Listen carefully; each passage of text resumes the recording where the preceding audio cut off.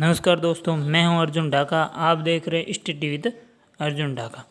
आज शुरू करते हैं कक्षा 9 की भूगोल, भारत का भौतिक स्वरूप, राजस्थान के विशेष संदर्भ में। परिचय। भारत का आकार इतना विस्तृत है कि प्राय इसे उपमहाद्वीपीय की संज्ञा दी जाती है। ये मेरे हस्तलिखित नोट्स हैं। भारत दक्षिणी एशिया में भारतीय उपमहाद्वीप क्षेत्र का सबसे बड़ा देश है।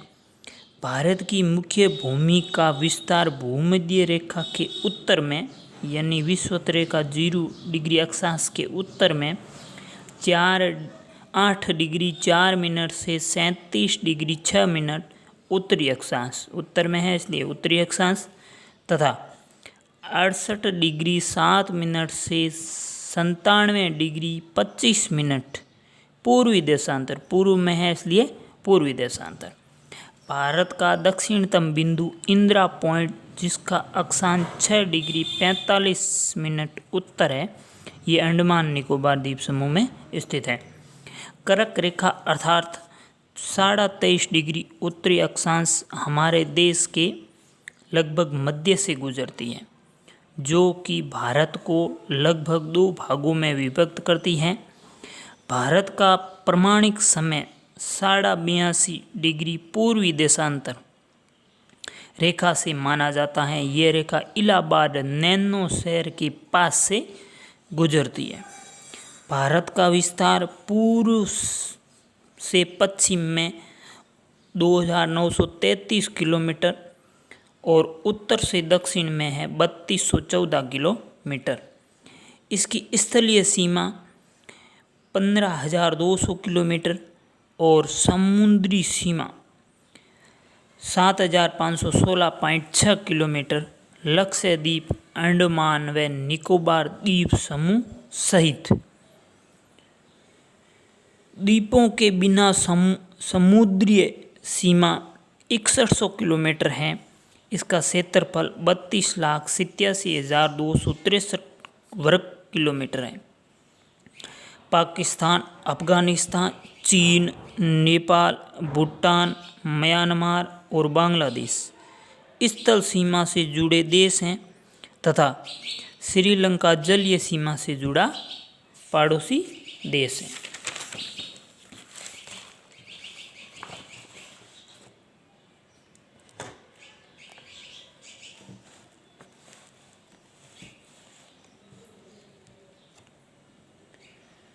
क्षेत्रफल की दृष्टि से भारत का विश्व का 7वां बड़ा देश है। भारत की जनसंख्या 121.02 करोड़ जनगणना 2011 के अनुसार है।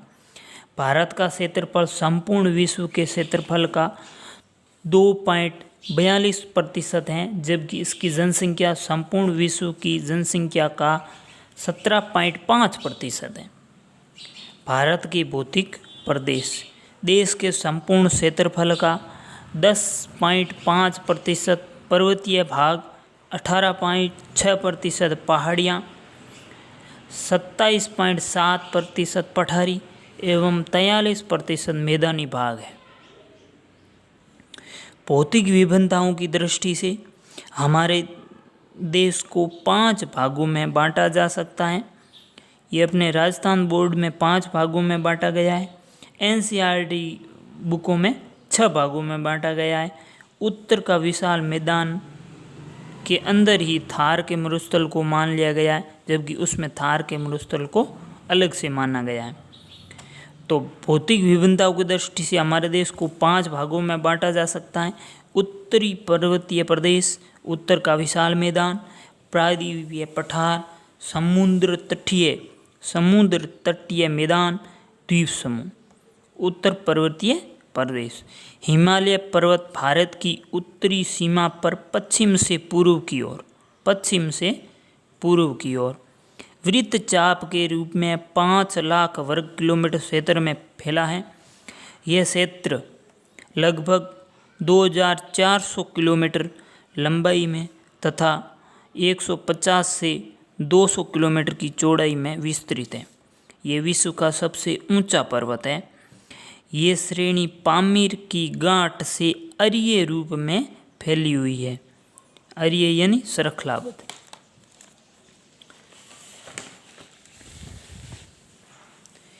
हिमालय को मुख्यतः 3 भागों में बांटा जा सकता है: वृहद हिमालय, लघु हिमालय, उप हिमालय। वृहद हिमालय प्रमुख चोटियाँ माउंट एवरेस्ट, कंचनजंगा, नंगा पर्वत, नंदा देवी, ये तीनों भारत में हैं। माउंट एवरेस्ट नेपाल में है। लघु हिमालय पीर पंजाल व धौलाधर। उप हिमालय जम्मू, गिरी, मिसमी, डाफला पहाड़ियाँ। वृहद हिमालय यह हिमालय की सबसे उत्तरी पर्वतमाला है, जिसे आंतरिक हिमालय, हिमाद्री हिमालय आदि नामों से भी जाना जाता है। इस श्रेणी में विश्व की सबसे ऊंची चोटी माउंट एवरेस्ट नेपाल में स्थित है। इसकी ऊंचाई 8,848 मीटर है। इस पर चढ़ने वाला प्रथम भारतीय अवतार सिंह चिम्मा था, जिसने सन 1965 ईस्वी में एवरेस्ट की चोटी फतेह की थी। बिछेंद्री पाल प्रथम भारतीय महिला थी, जिसने सन 1984 ईस्वी में एवरेस्ट की चोटी फतेह की। भारत में हिमालय की सबसे ऊंची चोटी कंचनजंगा 8,598 मीटर है, जो कि सिक्किम में स्थित है। इस श्रेणी में जोजिला, सिपकला, मान्नाला आदि दर्रे हैं। इस प्रदेश में हमारे देश की प्रसिद्ध नदियाँ गंगा व यमुना निकलती हैं। लघु हिमालय यह पर्वत श्रृंखला वृहद हिमालय की दक्षिण में स्थित है।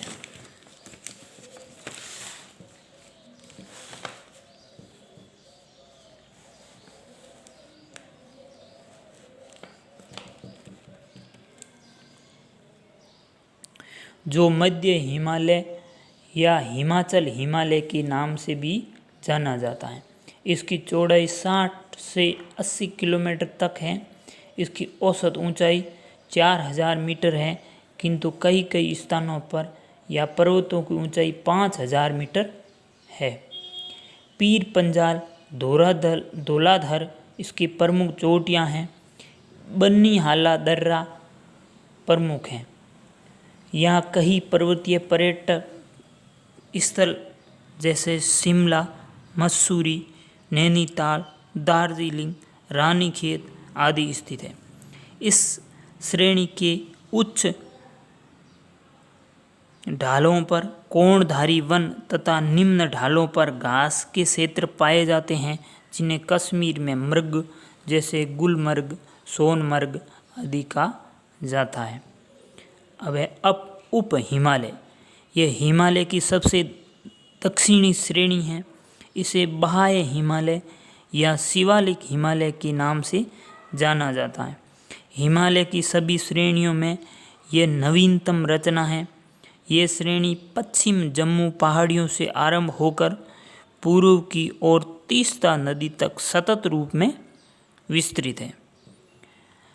80 से 90 किलोमीटर के अंतराल के बाद पुणे पूर्व की ओर अरुणाचल प्रदेश तक फैली है, यानी कि ये 2 भागों में फैली हुई है। ये श्रेणी 10 से 15 किलोमीटर चौड़ी तथा ऊंचाई 900 से 1200 मीटर है। जम्मू कश्मीर में जम्मू पहाड़ियाँ तथा अरुणाचल प्रदेश में गिरी, मिसमी, अबोर, डाफला पहाड़ियाँ के नामों से जानते हैं। कुछ ऊंचे घाटी मैदान भी मिलते हैं, जिन्हें पूर्व में द्वार जैसे हरिद्वार तथा पश्चिम में दून जैसे देहरादून कहते हैं।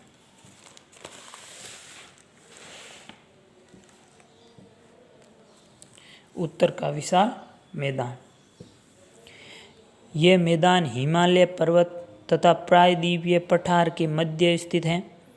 प्राचीन काल से यह भूभाग गंगा सिंधु मैदान के नाम से जाना जाता है, किंतु सन 1949 के विभाजन के पश्चात सिंधु व इसकी सहायक नदियाँ झेलम, चिनाब, रावी के अधिकांश मैदान भाग पाकिस्तान में चले गए।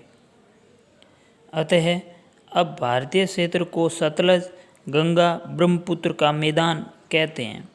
इस धनुषाकार मैदान की लंबाई लगभग 2400 किलोमीटर व चौड़ाई 150 से 300 किलोमीटर तक है। ये अनेकों दोआब का क्षेत्र है। दोआब यानी दो नदियों के बीच के जलोढ़ के जमाव से निर्मित मैदानी भूभाग को कहा जाता है। यानी कि दो नदियां हैं, ये दो नदी है और इन दोनों के बीच का ये जो क्षेत्र है ये दोआब कहलाता है। ये दोआब कहलाता है।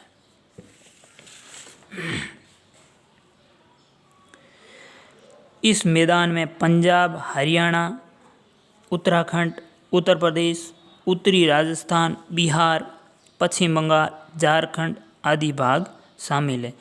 इन्हीं मैदानों के पश्चिम भाग में राजस्थान में अरावली के पश्चिम भाग एवं पंजाब, हरियाणा तथा गुजरात के कुछ भाग में विस्तारित वायु द्वारा निक्षेपों से जनित शुष्क एवं अर्ध शुष्क मैदानी भाग भी सम्मिलित है।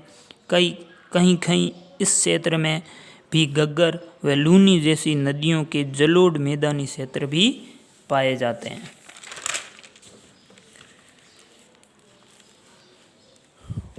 उत्तर के मैदान का भौगोलिक स्वरूप। बाबर, तराई, बांगर और खादर उत्तरी मैदान को चार भागों में बांटा गया है। सबसे पहले है बाबर।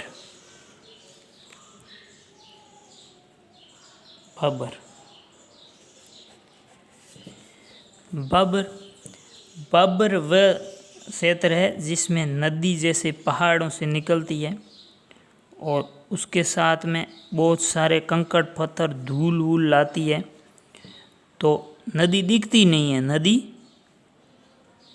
अंदर बहती है, अंतर प्रवाह हो जाती है, यानी अंदर बहती है, ऊपर कंकड़ पत्थर रह जाते हैं, दिखती नहीं है, उसको कहा जाता है बाबर। और उसके बाद में है तराई। नदियाँ जब वापस मैदान में आकर चलती है और दिखने लग जाती है, उसको तराई कहा जाता है। उसके बाद में है बांगर। बांगर वह क्षेत्र हैं जहाँ पर नदियाँ बाढ़ द्वारा अपना पानी लाती थी, अब वहाँ नहीं बहती। उस क्षेत्र को वो छोड़ के अब दूसरी ओर मुड़ गई है। तो ये जो जिस क्षेत्र में अब नदी नहीं बहती वो बांगर कहलाता है। खादर, जिस क्षेत्र में अभी भी नदियाँ बहकर उपजाऊ मिट्टी लाकर छोड़ती है, उस भाग में कृषि की जाती है, वो खादर कहलाता है। चलो पढ़ते हैं। भौगोलिक वर्गीकरण। बाबर शिवालिक के पर्वतपदीय क्षेत्र में सतलज नदी से तीस्ता नदी तक 8 से 16 किलोमीटर चौड़ी पट्टी है। पट्टी में इसका विस्तार है। पर्वतीय क्षेत्र से निकलकर मैदानी क्षेत्र में प्रवेश करते ही यहाँ ढाल के कम होने से नदियाँ इस क्षेत्र में भारी मात्रा में चट्टानों के अवर्गीकृत मलबे, इसमें अत्यधिक बारीक कणों से लेकर बड़े बड़े गोला समूह तक का जमाच एक साथ ढेर के रूप में होता है का जमा करती है। इस पर्वत पद क्षेत्र में जमा कर देती है। इस कारण इस क्षेत्र में अधिकांश नदियाँ भूमिगत होकर प्रवाहित होती है।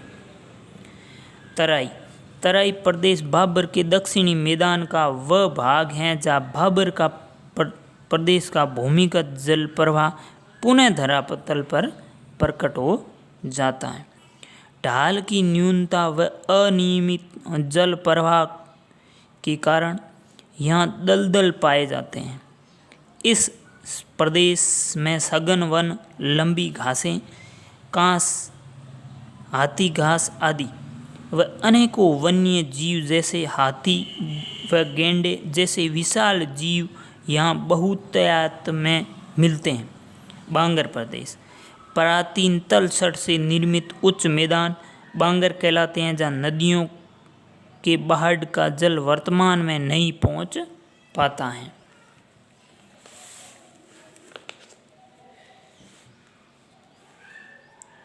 खादर प्रदेश ये नई तलछट व काप मिट्टी से बने हुए निचले मैदान हैं, जहाँ बाढ़ का पानी प्रतिवर्ष पहुंचकर मिट्टी की नई परत जमाता रहता है। ऐसे मैदानों को खादर कहते हैं। आगे थार का मरुस्थलीय मैदान ये अरावली पर्वतों के पश्चिम तथा उत्तर पश्चिम में सिंधु के मैदान तक विस्तृत है। औसत 150 से 380 मीटर तक ऊंचा, 650 किलोमीटर लंबा व 250 से 300 किलोमीटर चौड़ा है। यहाँ बड़ी बड़ी नदियाँ बहती हैं। यहाँ पर सरस्वती नदी के अवशेष मिलना इसका प्रमाण है। प्रायद्वीपीय पठार भारत के विशाल मैदान के दक्षिण में विस्तृत अति प्राचीन उच्च भाग हैं, जो 7 लाख वर्ग किलोमीटर में फैला हुआ है। इसके 3 ओर समुद्र है। प्रायद्वीपीय भारत को निम्न प्रकार से उप विभाजित किया जा सकता है। इसको प्रायद्वीपीय पठार को वापस 3 भागों में पश्चिम घाट, पूर्वी घाट और दक्कन का पठार। पश्चिम घाट दक्षिण के पठार का पश्चिमी किनारा, जो कि सतलज पहाड़ी सदृश है, पश्चिमी घाट के रूप में जाना जाता है। यह सह्याद्री की पहाड़ियों के नामों से भी जाना जाती है, यानी पश्चिम घाट को सह्याद्री पहाड़ियों के नाम से भी जाना जाता है। इन पहाड़ियों के दक्षिण में नीलगिरी की पहाड़ियाँ पाई जाती हैं। इनका ढाल अरब सागर की ओर तीव्र तथा पूर्व की ओर धीमा है। अरब सागर की ओर तीव्र तथा पूर्व की ओर यानी बंगाल की खाड़ी की तरफ धीमा है।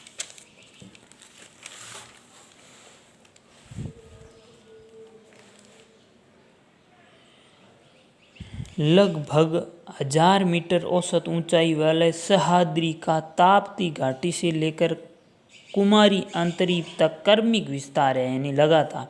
इसमें भोर घाट, थाल घाट और पाल घाट दर्रे हैं। अगर पूछ लिया जाए भोर घाट, थाल घाट और पाल घाट दर्रे किस क्षेत्र में स्थित है, तो पश्चिमी घाट। प्रायद्वीपीय पठार में पश्चिमी घाट। पूर्वी घाट ये घाट पूर्वी तट के समांतर लगभग 800 मीटर की लंबाई में फैले हैं। ये उत्तर में महानदी की घाटी से दक्षिण में नीलगिरी पर्वत तक फैले हैं। दक्कन का पठार ये अत्यंत प्राचीन दृढ़ भूभाग हैं, जिसका निर्माण ज्वालामुखी उद्गार से निःसृत लावा से हुआ है। उपजाऊ तथा काली मिट्टी युक्त ये पठारी भूभाग लगभग 5 लाख वर्ग किलोमीटर में विस्तृत हैं। इसमें दक्षिणी पूर्वी राजस्थान, गुजरात, मध्य प्रदेश, महाराष्ट्र, आंध्र प्रदेश व कर्नाटक के भाग सम्मिलित है। इस पठार का ढाल पूर्व की ओर है। इसका अधिकांश नदियाँ पूर्व की ओर बहती हैं। पश्चिम घाट का ढलान पश्चिम की तरफ ज़्यादा है, पूर्व की तरफ कम है। और दक्कन के पठार का ढाल पूर्व की ओर ज़्यादा है, जहाँ पर अधिकांश नदियाँ पूर्व की ओर बहती है। प्रायद्वीपीय पठार का महत्व। प्रायद्वीपीय पठार प्रचुर मात्रा में खनिज भंडार पाए जाते हैं। काली मिट्टी कपास के लिए लाभदायक है तथा सागवान, शीशम व चंदन वाले बहुमूल्य मानसूनी वन भी यहाँ पाए जाते हैं। चौथा भाग है समुद्र तटीय मैदान। दक्षिण के पठार के दोनों तरफ सागर तट से सटे हुए तटीय सागरीय मैदान स्थित है। ये समुद्रीय तटीय मैदान दो भागों में विभक्त है।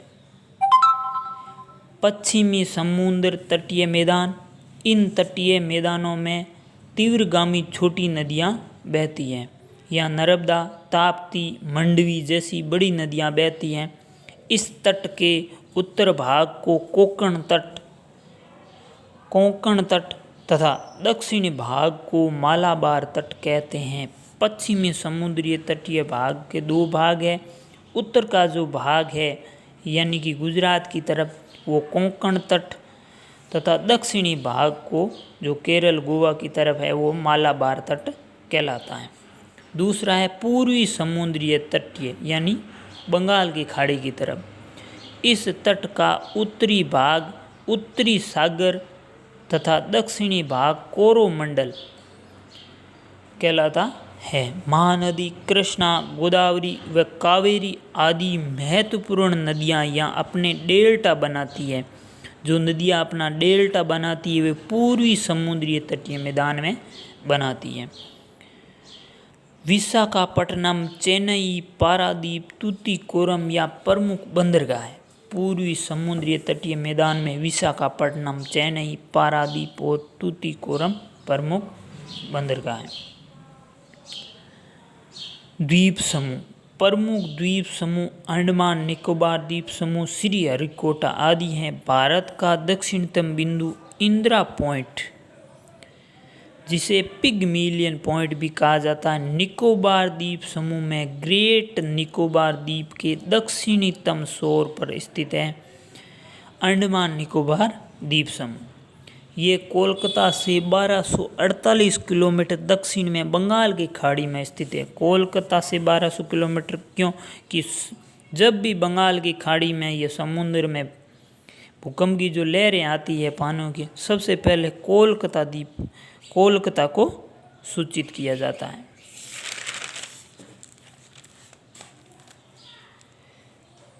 इस द्वीप में लगभग 265 छोटे बड़े द्वीप हैं। यहाँ के किनारों पर सुंदरी वृक्ष बहुतायत में मिलते हैं। सुंदरी वृक्ष बहुतायत में कहाँ मिलते हैं तो समुद्र तटीय द्वीप समूह में मिलते हैं। मुख्य बड़े द्वीप उत्तरी अंडमान, मध्य अंडमान, दक्षिणी अंडमान, लिटिल अंडमान, बेरन तथा रूथलेड है। निकोबार द्वीप समूह में उत्तर के द्वीपों में कार निकोबार, मध्य में कामरोटा, तिलांचांग व तरासा एवं दक्षिण में लिटिल निकोबार, ग्रेट निकोबार आदि महत्वपूर्ण हैं। इस ग्रेट निकोबार में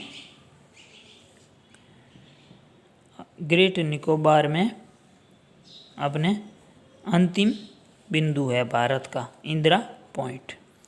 आगे है लक्षद्वीप। अरब सागर में भारत के पश्चिमी तट के पास स्थित है। यहाँ लगभग 25 महत्वपूर्ण द्वीप हैं। यह क्षेत्र 109 वर्ग किलोमीटर क्षेत्र में विस्तारित है। यहाँ 11 डिग्री अक्षांश के उत्तरी भाग के द्वीपों को अमन द्वीप, दक्षिणी द्वीपों को कान्नानौर द्वीप कहते हैं।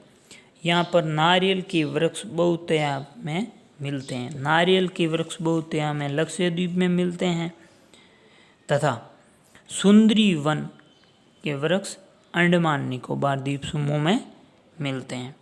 ये वास्तव में मूंगे के द्वीप हैं। यहाँ चेरबन्नी आनी, बेरामगोर, कल्पनी, मिनी कोय आदि प्रमुख द्वीप है। ये मिनी कोय को मुख्यतः मूंगे का द्वीप भी कहा जाता है। ये अपना भारत का भौगोलिक विस्तार का चैप्टर पूरा हो गया। अगला इसके प्रश्न करेंगे। आपको ये नोट्स कैसे लगे कमेंट बॉक्स में ज़रूर बताना। नमस्कार।